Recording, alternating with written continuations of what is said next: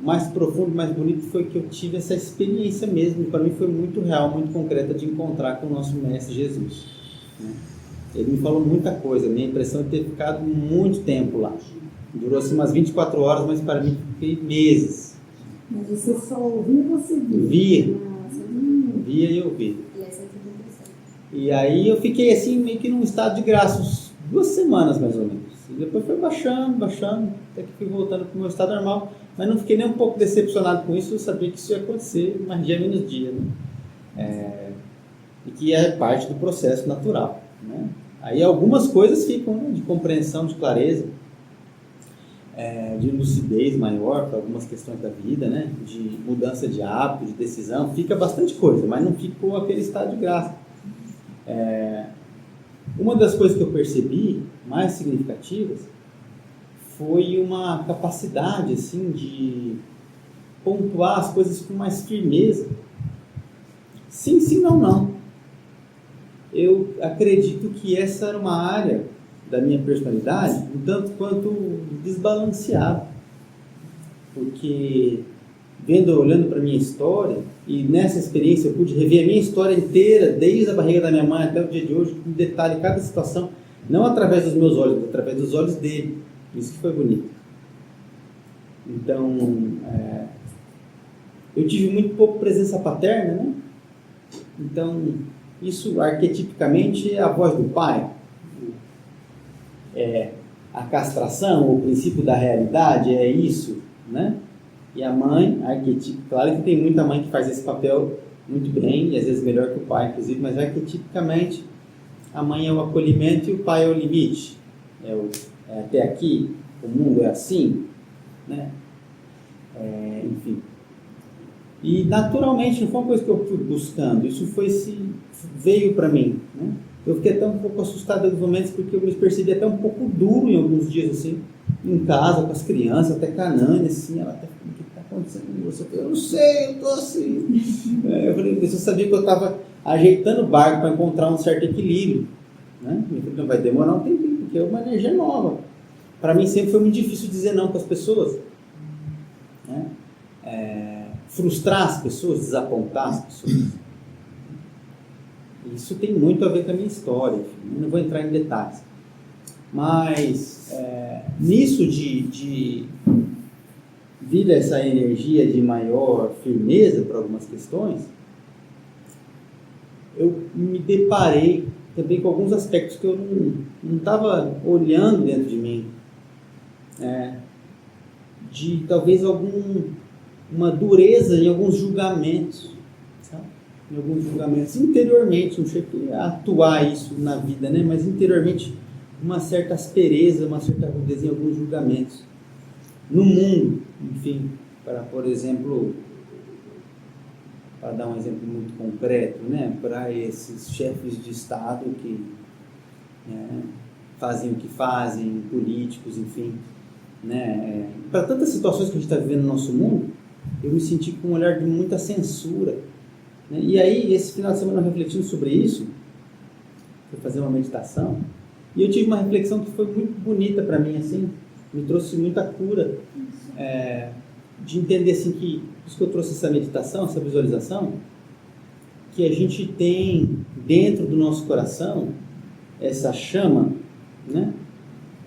A gente pode chamar, assim, algumas linhas espirituais chamam de chama tríplice. Por exemplo, que a gente tem 3 centros, né? O do querer, ou a vontade, o agir, o centro aqui do nosso ventre, das nossas vísceras, né? O do sentir, que é aqui do nosso coração, e o do pensar, né? Então, essa chama interior que fica aqui no nosso coração, ela é formada por 3 fogos, digamos assim, com cores distintas. Um deles é a nossa ética, a nossa honestidade, a nossa sinceridade, a nossa verdade, é esse aqui de baixo, né? O outro, aqui de cima, é o nosso discernimento, a nossa sabedoria, né? A nossa lucidez. E o outro aqui é o nosso amor, perdão, compaixão. E essa luz, ela se expande em todas as direções. E até onde que ela vai, né? Eu percebi que não é difícil a gente ver até onde que ela vai. E assim a gente consegue identificar aonde a gente está espiritualmente. Porque essa luz vai até há uma determinada fronteira. Para lá dessa fronteira, o que tem? Tem julgamento. Certo? Então, onde a gente julga, é até ali que vai a luz dessa chama do nosso coração.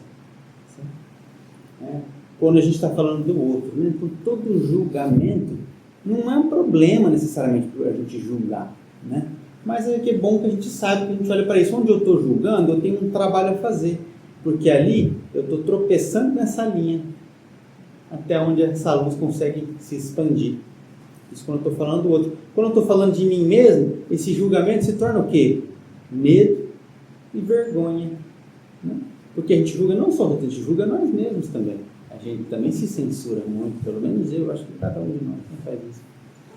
Então, onde está o nosso julgamento, onde está o nosso medo, onde está a nossa vergonha, é a fronteira exatamente onde está a nossa famosa sombra, certo? Porque essa chama expande essa luz, digamos assim, né? Então, onde a luz acaba, começa a tal da sombra, né? Então, foi isso que eu entendi nesse final de semana, e por isso que eu quis trazer essa reflexão para vocês, porque isso me trouxe assim uma... eu voltei um pouquinho até para o estado de graça, quando eu entendi isso, assim, mas já baixo. Mas fiquei ontem, esse dia, assim, um exemplo, senti aquilo de novo, né? Durante essa meditação. Eu girei junto com esse entendimento, né? Então, porque justamente eu tinha me deparado uns dias antes, né, com um aspecto dessa sombra minha, né? E parece assim, a gente fala às vezes disso, né, como se fosse algo muito fofinho, assim, né, muito bonitinho. Eu encontrei a sombra, não sei o que, abracei a sombra. Não é tão simples assim, né? É um pouco assustador esse negócio. Tem isso aí dentro de mim, né? Eu não estava vendo, né? Mas tem, né? E é muito bom a gente poder ver, porque sem ver não há a menor chance de a gente transformar. Às vezes mesmo vendo a gente não consegue transformar, né? Mas ver é sempre um convite, uma oportunidade para poder lidar com esse aspecto, né, de nós mesmos. E com isso a gente amplia a nossa capacidade de amar e a nossa capacidade de servir nesse mundo. Porque a nossa capacidade de servir está diretamente ligada à nossa capacidade de amar. Então, que cada um de nós possa expandir dentro do seu ritmo, do seu tempo, essa luz, e ver se alargar essa fronteira. Porque o que é um Bodhisattva? Né? Que a gente já estudou um pouquinho quando a gente leu aqueles livros budistas, né? O que é um Bodhisattva? Alguém que colocou cada célula do seu corpo a serviço da vontade divina, do seu corpo físico, do seu corpo astral, do seu corpo mental, do seu corpo causal, de todos os planos de manifestação. Então, é como se essa luz do coração se expandisse até perder de vista. É alguém que vai caminhando pela vida sem tropeçar na própria sombra, porque essa sombra está muito longe, muito distante. Mas mesmo assim, um Bodhisattva, que a Terra já recebeu muitos, né, ao longo dos séculos, ainda não é como o Cristo, porque o Cristo, ele tem essa luz que se expande pelo universo inteiro, ela é infinita. Essa é a distância que a gente tem do Cristo. Essa luz do coração dele, ela abrange o universo inteiro.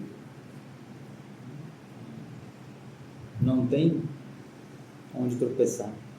Por isso que no livro dos Espíritos eles dizem assim, né, que Kardec pergunta para eles, né? Mas o que é um Messias, né? Fala assim, como Jesus, né? Fala assim, o Messias é um espírito puro, mas que já atingiu um grau de elevação que mesmo na carne ele não é suscetível mais de errar. Porque um Bodhisattva ainda pode errar.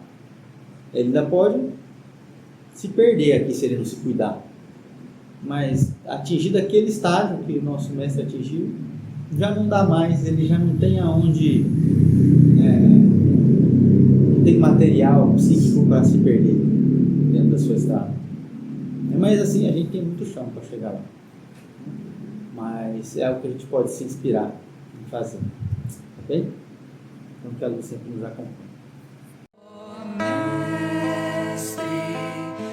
fazer que eu procure mais consolar.